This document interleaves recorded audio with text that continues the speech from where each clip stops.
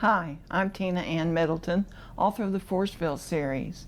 I would like to welcome you today to the Writing Journey, where we inspire and encourage each other as we learn the craft of writing. Today we're going to talk about why we should write. We'll be right back.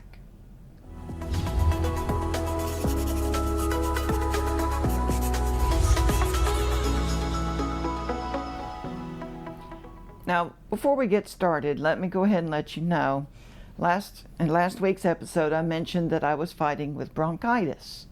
We record these 2 at a time, so I'm still fighting with the bronchitis. Y'all please excuse me if I have to stop and get a drink of water or cough or something like that. In previous episodes of the Writing Journey, we've talked about why writers write. What's our motivation? But today, I'd like to talk with you about why we should write. Before we get started, let me encourage you that if you enjoy these videos, please subscribe to my channel, The Writing Journey. Be sure that you ring the bell so that you get notifications of future videos. Also, please follow me on Facebook, Twitter, and on my Amazon author page. So, why should we write? Well, one reason is to share our story. Many of us, some of us don't even realize it, but many of us have at least one story to share. One thing that is inside that we need to tell other people. We have a dear friend of ours who has survived a battle with cancer. She has a story to tell. For some of us, maybe it's a fiction story, but we have a story to tell, something to share. And who knows, sharing our story might help somebody else who is going through a struggle. I'll give you an example from one of my books. In Mistaken Target, my main character, Esther, is afraid of losing people she loves.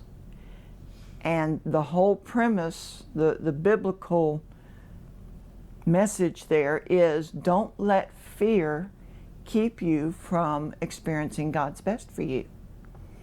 And it's my hope and prayer that that will encourage someone else who may be doing that very thing. Now, another reason that we should write is to share our heart. Our story, our poem, our essay, our song carries a message from our heart. It allows us to share something we learned from an experience. I've got a couple things I'm going to tell you about with that. When our little dog Nikki died, I sat down and wrote a series of little short stories, you might call them micro stories, about Nikki. And it was therapy for me. It helped me.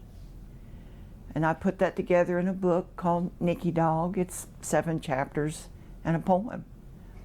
But that little book means a lot to me because I got to share my little dog with other people.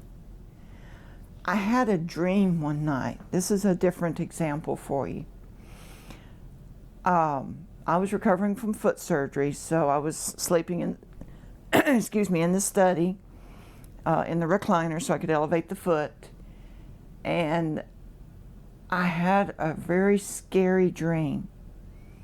And when I woke up, the fear, the darkness from that dream lingered. It stayed with me.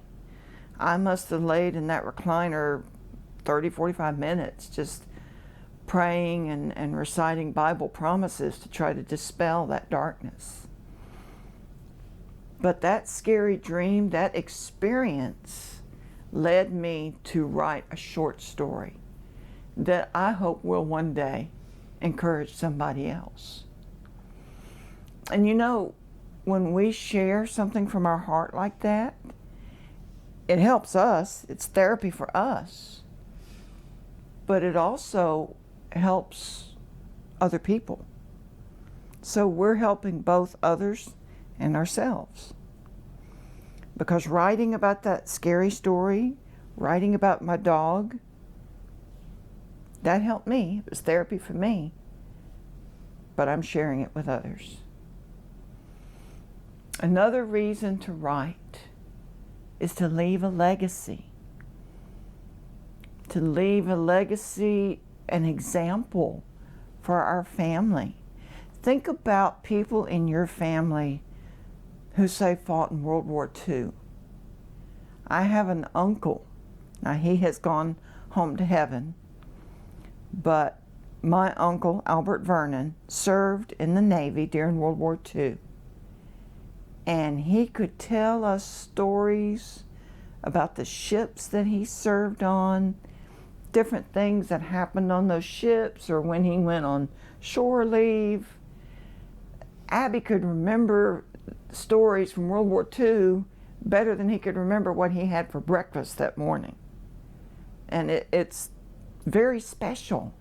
And let me encourage you, talk to your parents, your grandparents, aunts and uncles and cousins, get their stories. But you have a story too. Tell your story. Tell it verbally, write it. It can be an example for your children and others besides your children, the next generation. It can be something lasting. You know, not every family has priceless heirlooms, things that they can pass on to their family. But our stories are even more priceless, and we can leave those for our families.